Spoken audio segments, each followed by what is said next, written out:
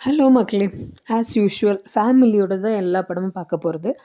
இந்த படமும் நாங்க அப்படி தான் போனோம். இட்லி கடை. But I was so happy after for the decision actually. குடும்பத்தோட பார்க்க போனது. ஏன்னா குழந்தைங்களுக்கு இப்படியும் படம் பார்க்கலாம். ஏன்னா நம்ம இதே தனுஷ் சாரோட ராயன் ஃபிலிம் பார்த்துருக்கோம். அண்ட் ரீசென்ட்லி ஈவன் ரஜினி சாரோட மூவி கூட பிளட் ஷெட் எவ்ரிவேர்ல. அப்போ இந்த மாதிரி ஒரு படம் கூட்டிட்டு போனதுக்கே actually I was so happy. இந்த தடவ நாங்க வந்து ஃப்ரெண்டோட பெரம்பலூர்ல பார்த்தோம். ஃபர்ஸ்ட் டே டிக்கெட் கிடைக்கல. So second day we succeeded actually.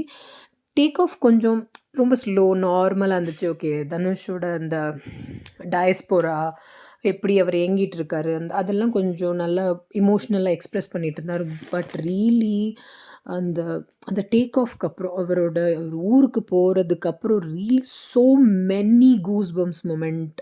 Rajkiran sir தவிர வேறு யார் பண்ணியிருந்தாலும் ஆக்சுவலி இவ்வளோ ரியலிஸ்டிக்காக இருக்குமா?